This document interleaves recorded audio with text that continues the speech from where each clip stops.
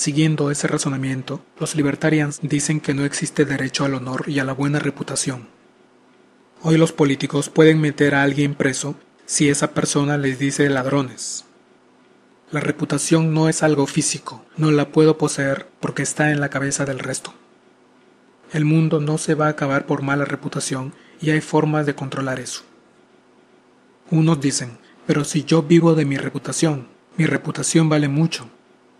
Una vez más, uno no puede poseer el valor de las cosas. Como en el caso del que pone su tienda cerca de la mía y me malogra el negocio, yo no puedo reclamar que me pague por daños y pérdidas. Como notamos, el mundo no es perfecto y hay que aprender a lidiar con varios problemas, malos vecinos, malas enamoradas, malos hermanos. Efectivamente, esto no es el paraíso. Es cierto que el daño a la reputación de una persona puede afectar tremendamente el bienestar de esa persona. Pero, igual que en el caso de la enamorada infiel o del esposo infiel, el libertarianismo no puede hacer nada. El profesor Walter Block escribió un libro donde analiza y explica que ciertas acciones no constituyen violaciones de propiedad. El libro se llama Defendiendo lo indefendible y está disponible gratis en el website del Mises Institute. Derechos de los animales. Los animales no tienen derechos. Hay condiciones necesarias para iniciar una discusión ética. Como explica el profesor Hans Hermann Hoppe, ambas partes deben ser racionales. Imaginen un cavernícola que descubre una tierra nueva y después de un tiempo aparece un gorila que entra a su choza a coger la comida o a querer vivir en la choza del cavernícola. Y el cavernícola intenta hablar con el gorila y le dice: «Señor gorila, yo llegué primero». Eso es impensable. No es una cuestión ética, sino una cuestión técnica, remover al gorila. Rothbard explicaba: cuando un lobo come una gallina, ¿puede alguien decir que el lobo viola los derechos de la gallina? No. El lobo y la gallina no tienen razonamiento para entrar en discusiones éticas. El lobo sigue la ley natural de su existencia para mantenerse vivo. Y los hombres también estamos sujetos a este tipo de leyes naturales para mantenernos vivos. Otros dicen que todos los seres vivos tienen derechos. No.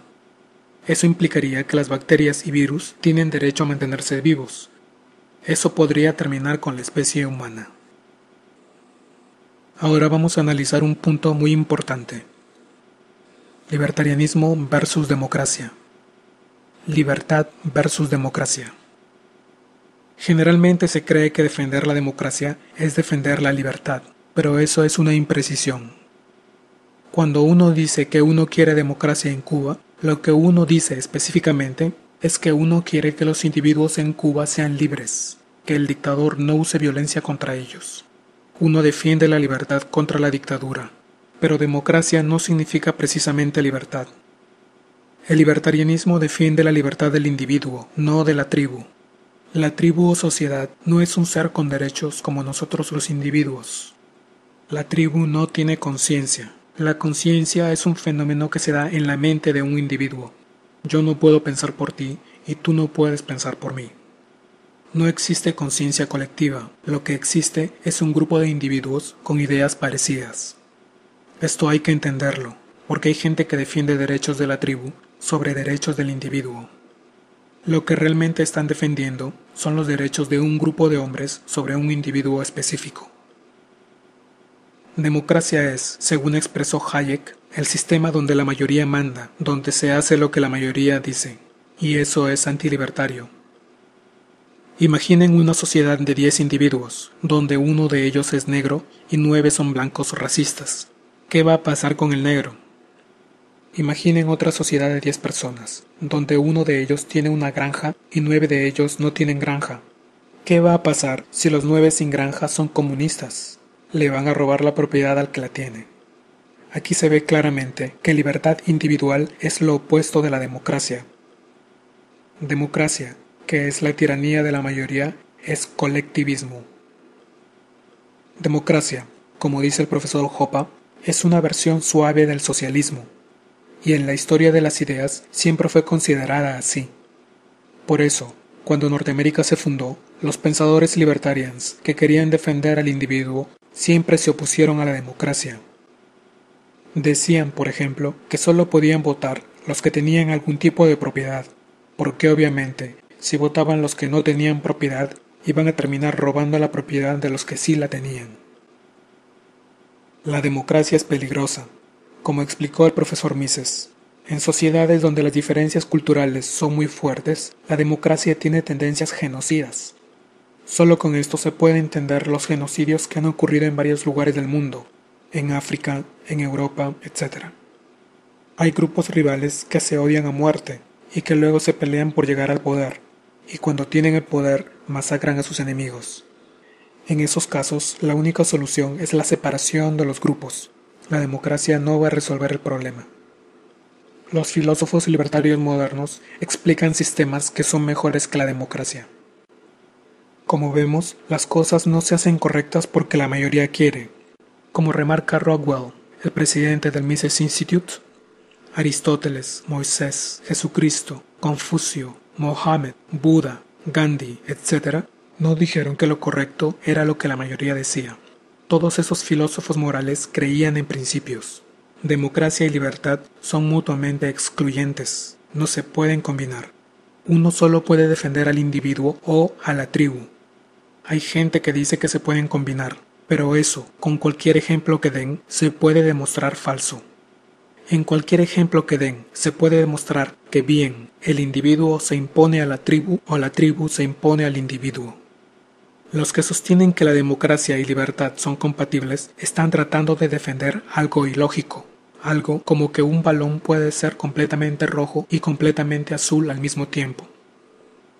Aquí unos dirán, bueno, la democracia es mala, es antilibertaria, pero la necesitamos para elegir un presidente, para tener un gobierno. Y aquí viene una de las diferencias entre los liberales clásicos y los libertarians modernos. Ambos grupos querían defender al individuo y su propiedad, pero ambos grupos salieron con respuestas diferentes. Para los liberales clásicos, la mejor salida al problema era crear un monopolio que protegiera al individuo. Enfatizo la palabra monopolio. Y los modernos libertarians, con más conocimientos de economía que los liberales clásicos, dicen: el monopolio no garantiza calidad para el consumidor. Sobre este punto hay muchas cosas que decir, pero no las discutiremos ahora. Como vemos, la economía tiene mucho que decir en asuntos de leyes. Por eso los modernos pensadores defensores de la libertad son una mezcla de filósofos de leyes y economistas. La variedad de pensadores cuyas ideas estoy exponiendo se denominan austrolibertarios, que son pensadores que siguen la escuela austríaca de pensamiento económico y que son también libertarios. Hay otros pensadores economistas que defienden algo parecido, como el neoclásico David Friedman. Y también está la Escuela de Ley y Economía de Chicago, que tiene respuestas diferentes a los austríacos. Los más conocidos de Chicago son Posner y Coase. Y dentro de la misma tradición austríaca, la Escuela de Elección Pública llega a algunas conclusiones diferentes. Otra de las diferencias entre los liberales clásicos y los libertarians modernos es la especificación de la regla justa de adquisición de propiedad. Para el liberal clásico John Locke, uno se hace dueño cuando mezcla su trabajo con el objeto. Para los libertarios modernos, uno se hace dueño no porque mezcla el trabajo con el objeto, sino porque se apropia del objeto antes que el resto. La regla de Locke de adquisición de propiedad es algo vaga y ambigua.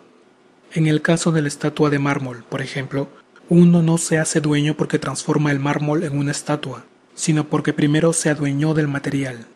La regla de Locke es válida solo en el sentido en que mezclar el trabajo significa tomar primero el objeto.